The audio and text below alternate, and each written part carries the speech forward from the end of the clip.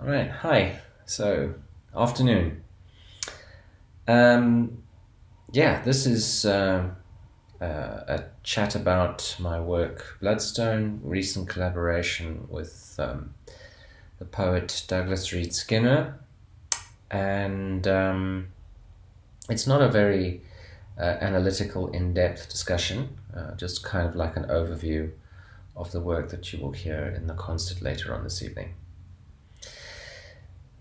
Hematite, also known as bloodstone, is an iron oxide pigment that's found in rocks that is fairly common mineral and was used by ancient sand people in painting rock. Along with the poem Little Red Men, recited by Douglas Reed Skinner, the work uses samples of special techniques on a Nuhadi bow and the sound of footsteps, dancing in some sand, the sound of fire, and the sound of bow gourds being rubbed, struck with a stick, with a bow, etc. It draws on the mysteries and legends of the sand trance, their hunts, and their rituals. Mystery and legend are two words synonymous with the Sand people, the original people of our country. Great prey trackers and hunters, they practiced shamanistic rituals signifying their connection with nature and their activities. Thus, both the trance dance and the hunt are of significance here and have been central to the muse of Douglas Reed Skinner's poem, Little Red Men. Seen in this picture is a photograph of a rock art painting on a farm visited by a friend of his in the Northern Cape.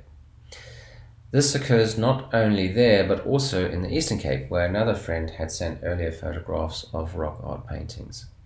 Indeed, the geography of the Sand are far and wide.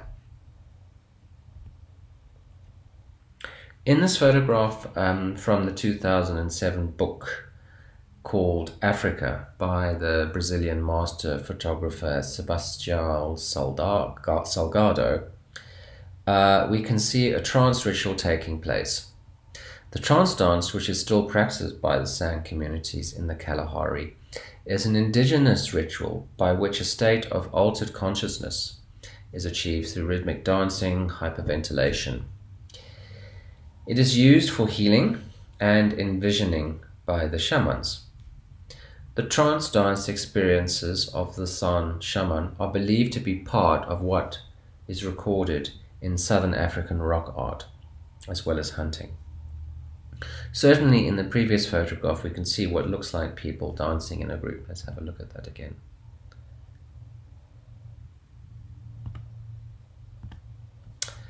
At the University of Cape Town, the Bleak Lloyd collection houses one of the world's great ethnological treasures.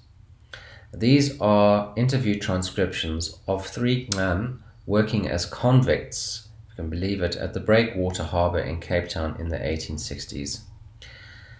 These interviews and their transcriptions into phonetic script documenting their language is a priceless treasure.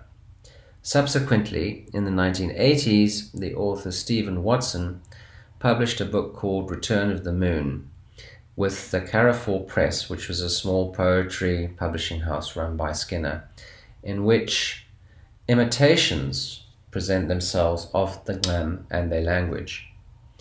In these texts, it was Watson's intention, in his words, to bring the words of the narrators to life once more, allowing them to speak through him and employing many of the verbal patterns that are characteristic of Ngam speech and song.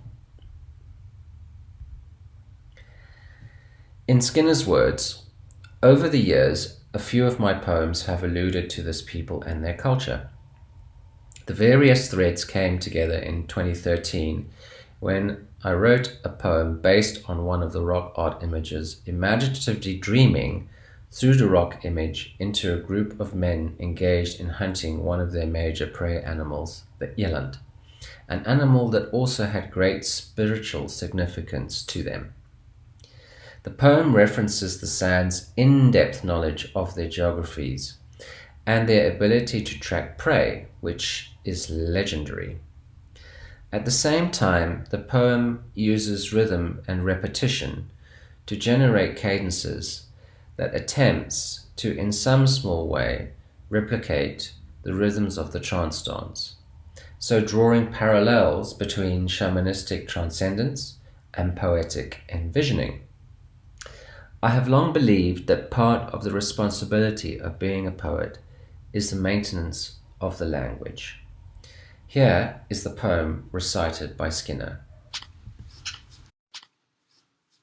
Little Red Men by Douglas Reed Skinner. Little red men running down the wall, little red men, one has had a fall. Here comes an antelope, here comes a crane, little red men running down the slope. Little red men running up a hill, little red men hoping for a kill. One shoots a small arrow, one throws a spear, little red men in the sun's glow. Little red men following the sound, little red men pointing to the ground, running through the day, running in the night, little red men chasing after prey. Little red men dancing with their sticks, little red men whispering in cliques. There he falls the eland, takes the final thrust. Little red men dancing in the sand, dancing in the sand, dancing in the dust.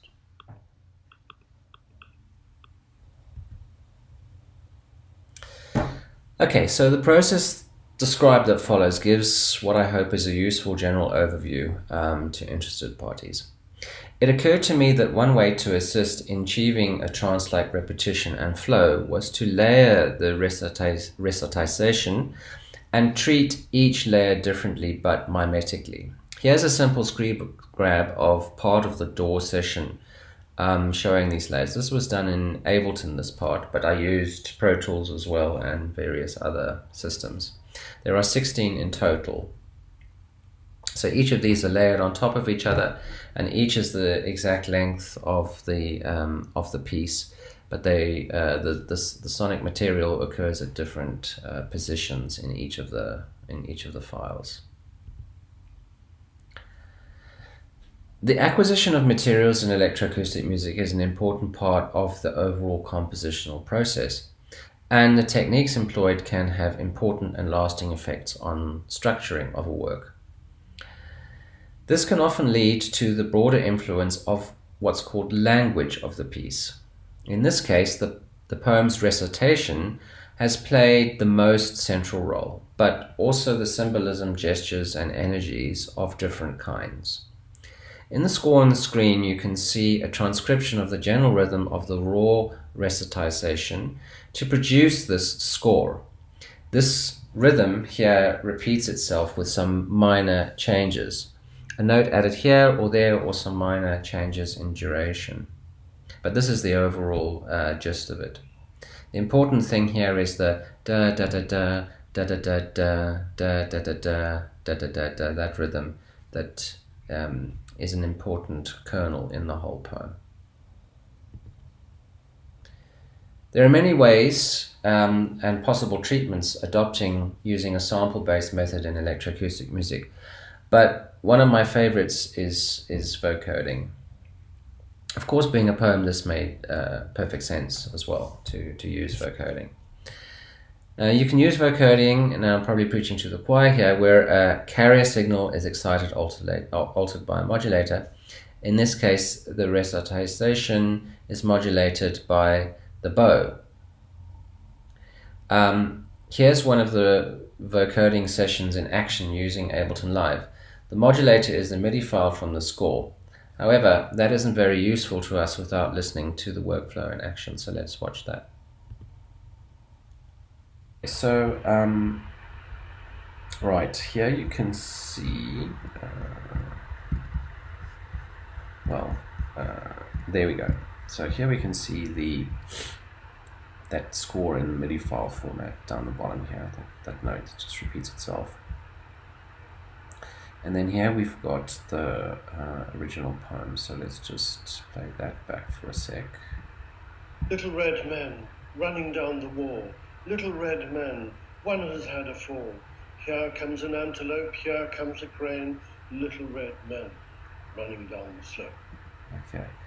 And then now that MIDI sample triggering a bow sample and then fed through the vocoder gives us this result.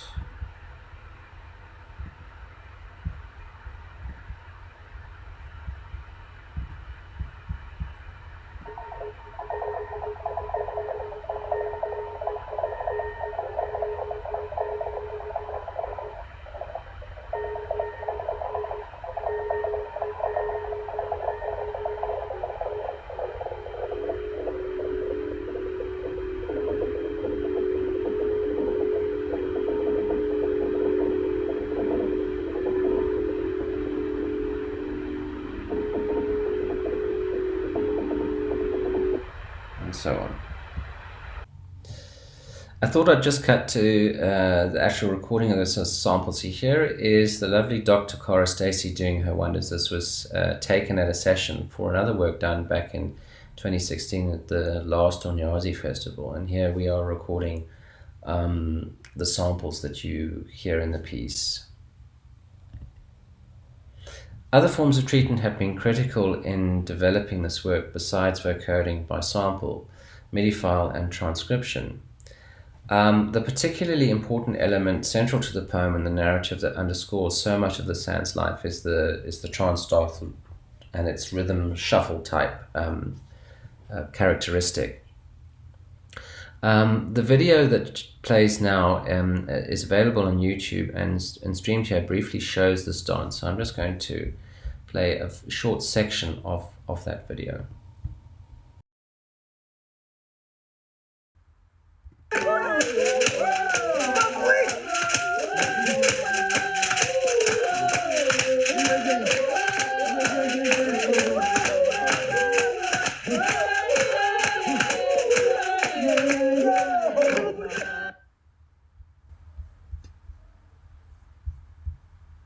So this score here is a transcription of a section of that dance that we just watched in that video.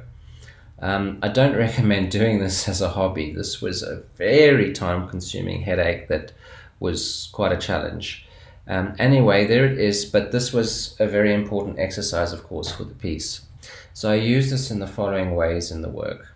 The first thing I did with this was, again, triggering, use the file to trigger a sample of the bow and the gourd. That produced this result.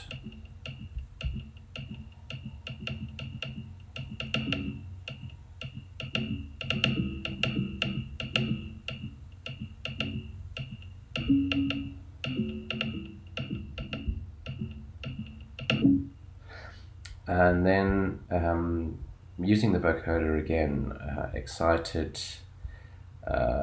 various samples by using the recording as a carrier wave. So here we have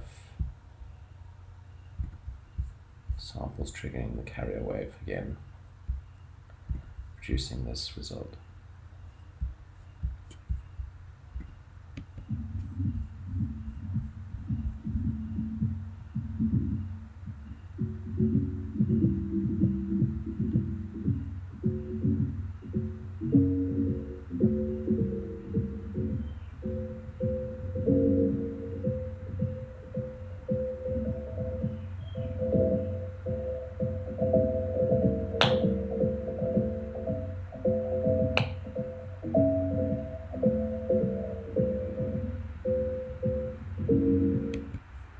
And so on.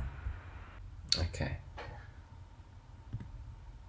So other important treatments and inclusions, which you will hear throughout the work, are lots of delays and echoes. So one of the central motives in the poem, which you heard and you can hear, is repetition and this da-da-da-da-da-da-da-da rhythm. But it goes deeper than that. Okay, so the idea of echoes of the past, dreams, visions, and imaginings. So here's two 30-second extracts of how this treatment manifests itself on part of the recitation in each case. Okay, so here again you can see the whole piece. So this is the all of the raw poem layered again from previously the slide that I showed, a picture of that. And what I did here to get all the different effects was just on the master bus, just insert new devices, all these different filter delays. So we've got some filter delays here, we've got some resonators and so on. And just bounced each of those down for the entire thing. So you get the layering with the delays, with the resonators, and it can create some interesting effects. Running in the night, little red men chasing, hoping, chasing after little red men, running down the dancing with little red men, whispering, and here comes another little red men, following the sound, little red men, pointing to the ground, little red men,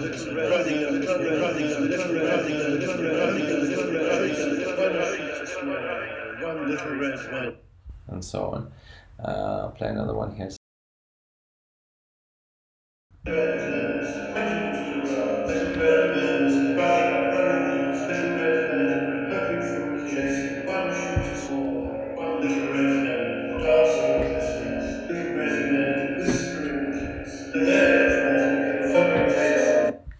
And one last example quickly is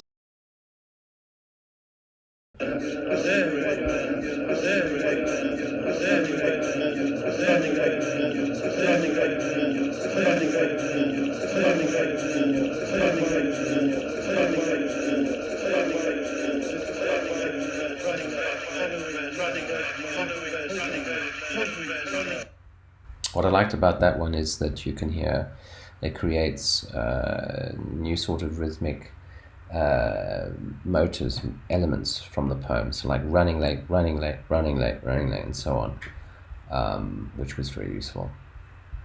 Okay, so further elements that we use consist of multiple layers of bow samples, triggered and filtered. So here are two of them. The first one you'll hear is the bow and a section of the raw poem where one is a carrier, the other is a modulator, but with additional filtering. The rhythm created from this was particularly interesting to me because of that syncopated lilting quality that was indicative of the transcription from the San healing dance. So that was rather nice.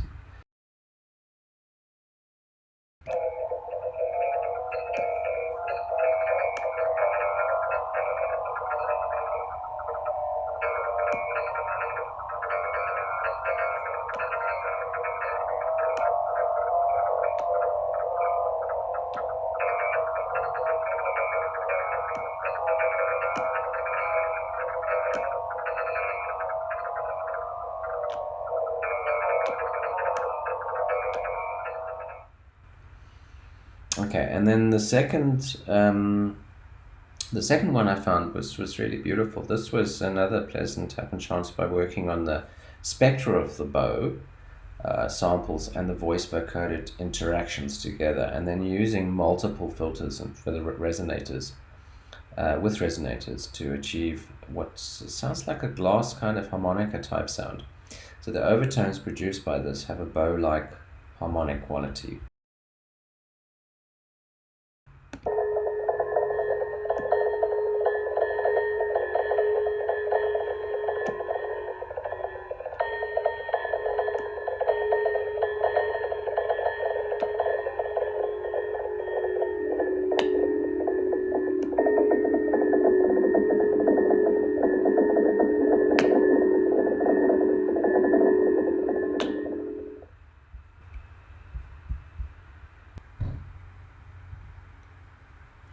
Okay, so simply the rest was just a matter of putting this all together in layers with panning, amplitude, automation, and yeah, just listening and thinking about where stuff should go.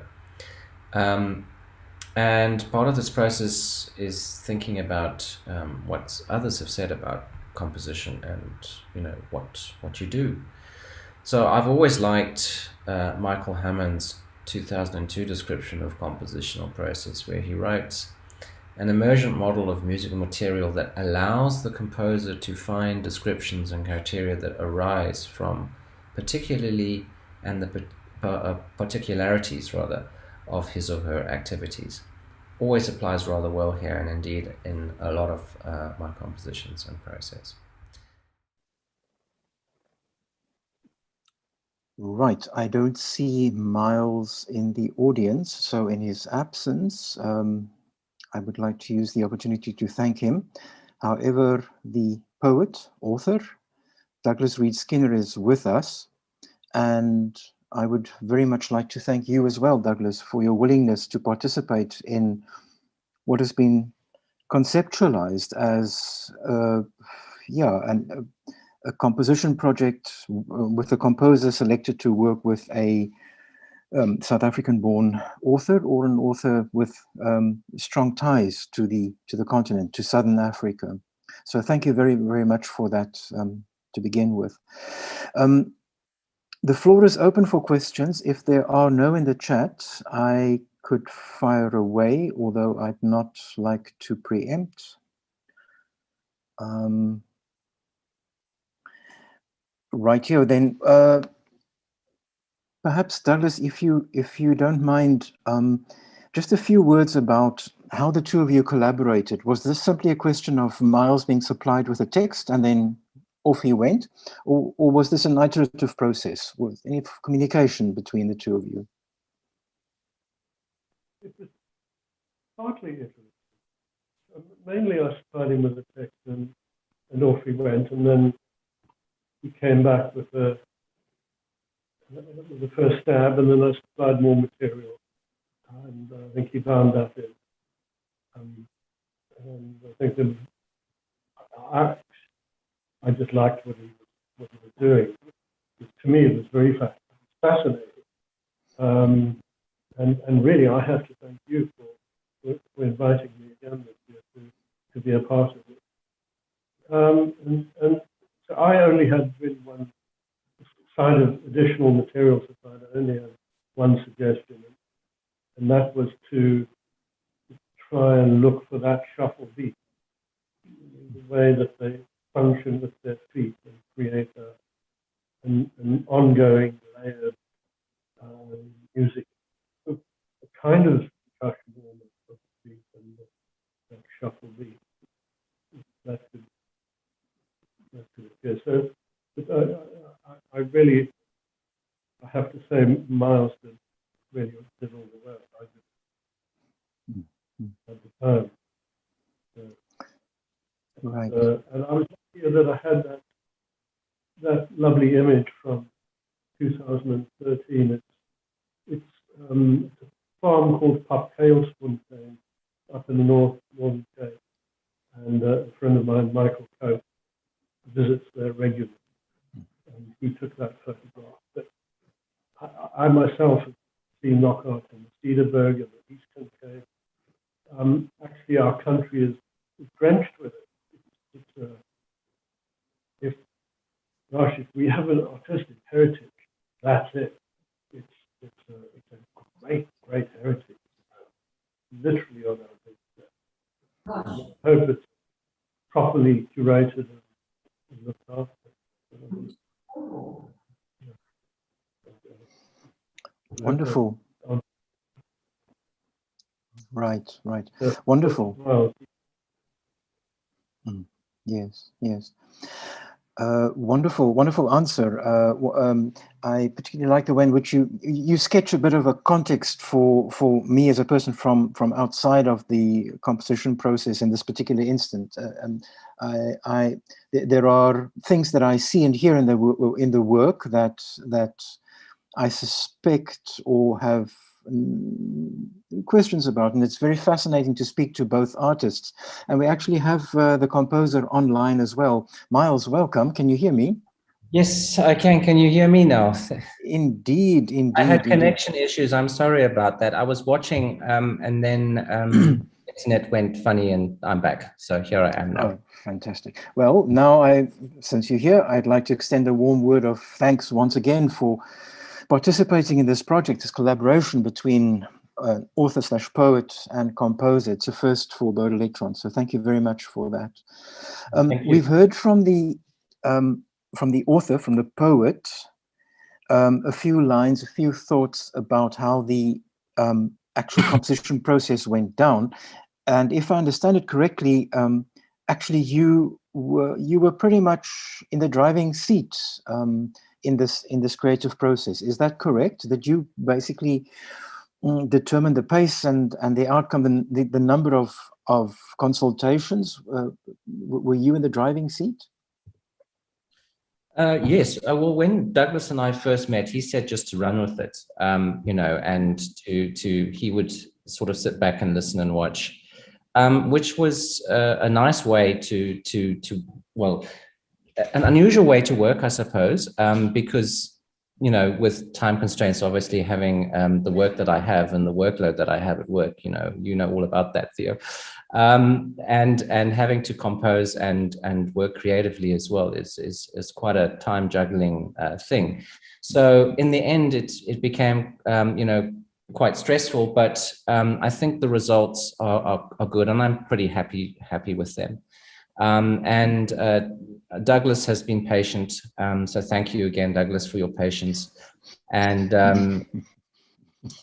yeah, I think you know, it was maybe fortuitous in a way with this project that we were allowed to work like that together, so that was a good thing. I mean, of course, kudos to Douglas and the material in the poem. Everything is in that poem. All the kernels are there. Everything that's needed for the composition is inside that recitation, you know, and the words, you know, the legend, the mystery, it's all there. And that's what it's about, yeah. Right. Yeah. I see in the chat that William has responded and suggested to Douglas that he'd like to hear more from Douglas about his approach to writing the poem. Douglas, would you be willing to jump in there? What I can say is that I, as a writer, it's just my own particular practice, is to lean heavily on the unconscious.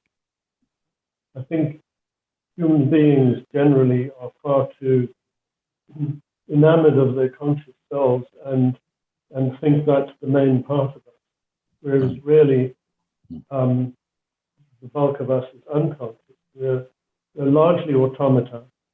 We're run by very ancient and dense complexes of neuronal chatter that goes on inside ourselves. And only occasionally, when that sees the need, does that surface into the conscious self. So in terms of practice, I tend to lean heavily on dream, on what I call not doing. I think not doing is hugely important creatively, and it's pottering around and cleaning the house before you sit down, almost going through these little emptying rituals to come to a point where something can step into the space. I tend to work in the bath quite a lot. I don't know why, but running a hot bath and sitting in a hot bath and a cup of tea works for me. This particular poem really did come out of Michael Cope's images. Its main inspiration, but as I say, in the act of writing, it gathered a lot of previous experience. Somehow poems gather up fragments of one's being, and they coalesce on the page, and they either make sense or they don't. And that's that kind of inspirational process. It can happen over time. It very rarely does it happen all at once. There's a secondary process, and that's the kind of left brain editorial, deep language knowledge, where you have to become your own toughest critic and really speak on behalf of the world and allow the world to say, no, that's rubbish. No, that's nonsense. No, that's not working. No, nobody's going to buy that. And so that, and there's that interactive process, and that's generally how I work. In this particular time, it was very much having that deep sense of the rhythm and dance in the first people of our country, and how ancient that must be. I was actually going to ask William at one point, what hard archaeological evidence do we have of these musics?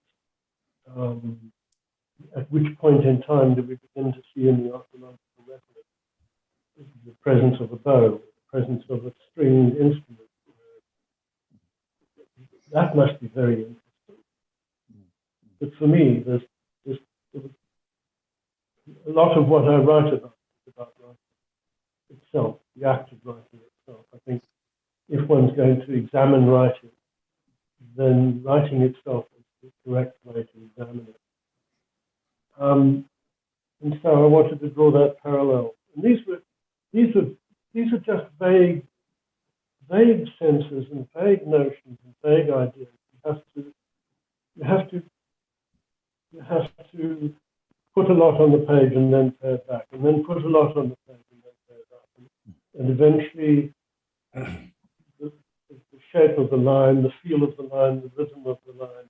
And once you have that, then you can begin to assemble, and then the shape of the stanza as a breath block. For me, it shapes both thought and breath, and thought and breath then move in sync. And then the narrative structure, what did I want, what did the poem want to say, and how would it end? And that extra line at the end, dancing in the sand, dancing in the sand. Because of course, dancing in the sand picks up this atmosphere of dust swirling around your fairy dust. So I think I've said enough. No, not at all, not at all.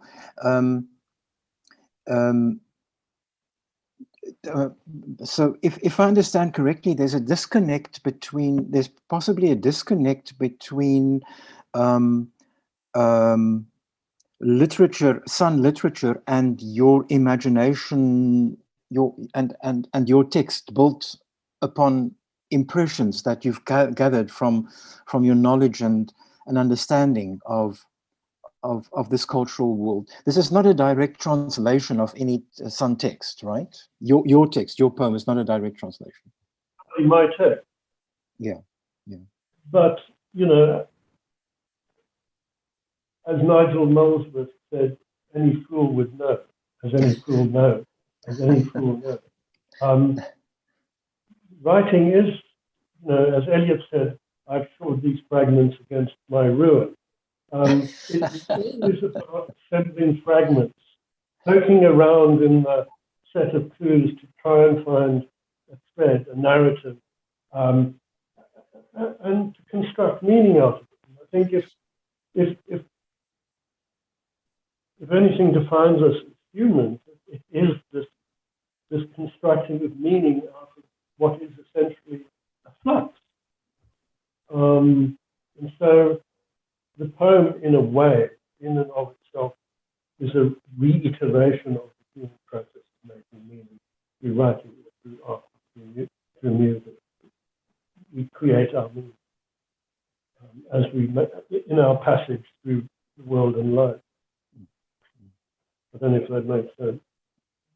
You can't help, as a writer, you cannot help but bring all of the history of your own history of text along with you whenever your pen meets the page. You are carrying inside you a great mimicry of other voices. All the shards and fragments of your reading. Much more of poetry comes out of other poetry than it does of real life. But it's so you're adding something to that great library of other poetry from both your life and it. And as I say, you're never the same person in the morning that you were the day before. So the history of literature is not the same in the morning when the new poem is there. It's now the history of literature plus one more. And so when you wake up in the morning, you are everything you were yesterday, minus some in the night, and plus some in the night. That process of dreaming and pairing and adding that goes on in dreaming between the stages of memory. You're a different person every day. Indeed. Thank you for that. I'd like to switch to Miles. I have a question myself, but I see in the chat that William has requested that that you please tell us a little more about using the Uhadi samples as the modulator. Yes, I'm just going to close the window here. There's somebody grinding next door. Sorry, just Oh, one dear. second. They've just started that, so just 1 second. Right here. We shall wait.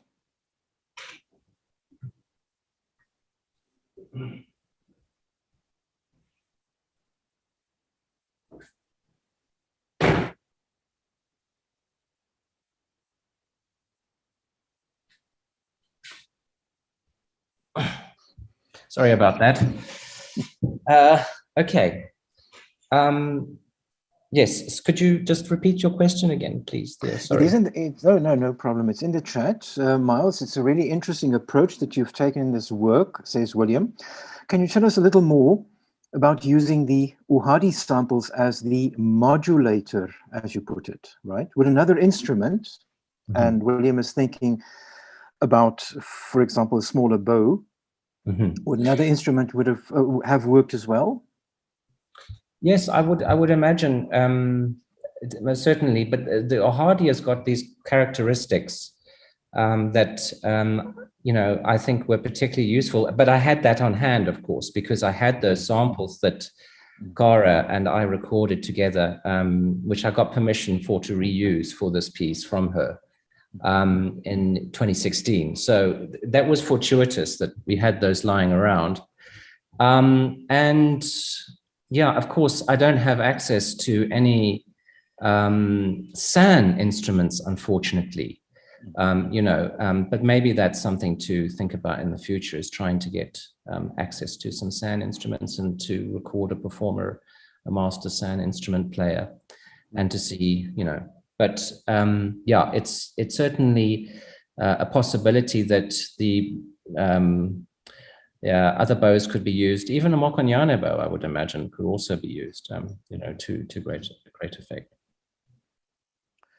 And, don't know about the grind. Sorry, that yeah, maybe a different kind of piece. Indeed, yeah. And then I would, from a question from my side, I'd like to refer back to Douglas's point about how much we as creatives carry with us in our particular discipline, carry along with us and apply in a new work. How this seems to me to be a composition that in which you sonically you're creating a passage through a different sound world, somewhere that you haven't been before. That's my impression, a sound world that you haven't explored before. Do you think your past electroacoustic efforts, or in which way have your experience with working with electroacoustic tools or electronic tools, which way has this influenced this particular composition in the sense of the experience that you bring along as a composer? It's a very, very good, very deep question.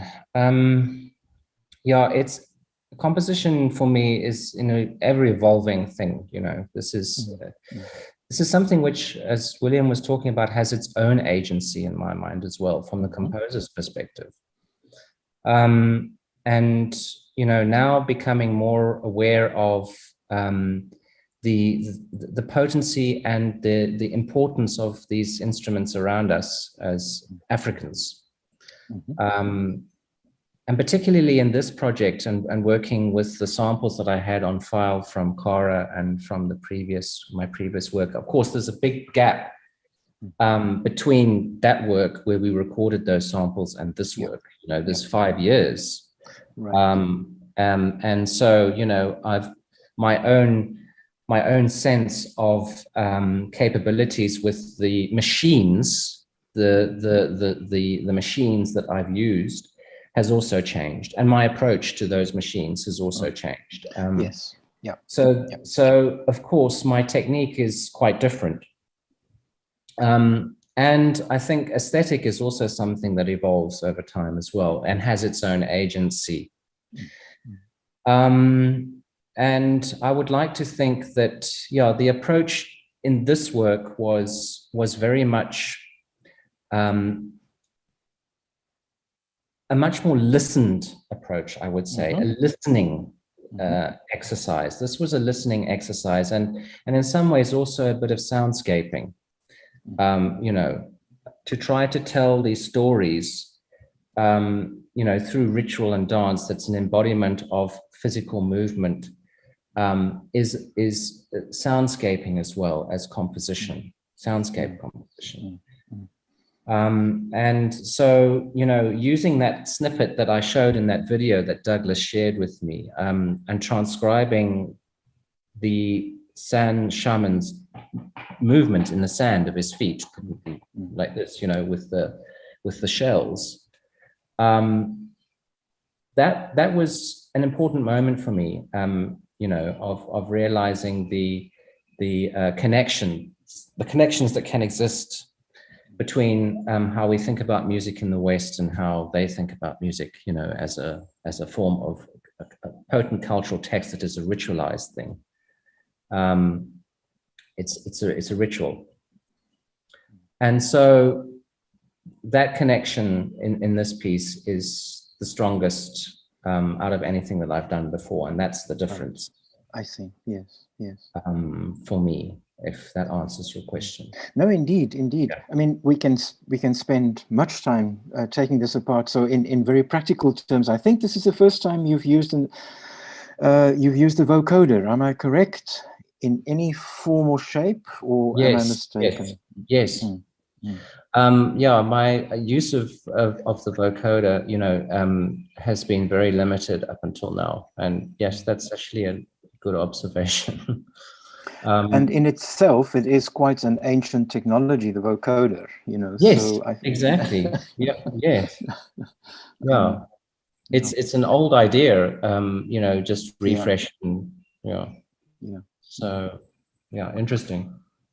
The chat is very quiet. I can also say that if I can just interject there, of course, that, you know, throughout this process, listening to the poem, and then with the layering of Douglas's voice, and developing these incredible polyrhythms that flow on top of each other. And I had 16 of them going on at the same time, each with different types of treatments, different kinds of echoes, different kinds of resonators, different kinds of delays, you know.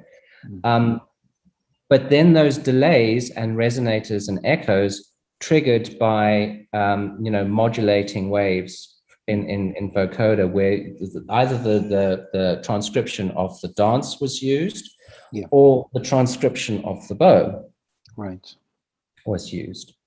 So in both instances, and then of course you can layer those as well, you know, so you can go to town and become really creative, and that's exactly what I did in some instances, you know. So you can have multiple modulating waves of the same carrier, you know, going on, and you can change the spectral content of them and do all of these wonderful things, and you know, create some nice sounds, and that's what I tried to do. Brilliant. Miles and Douglas, once again, thank you for, for being part of Bird Electrons. Thank you for this wonderful contribution. And I do really sincerely hope that we can continue to collaborate, the three of us,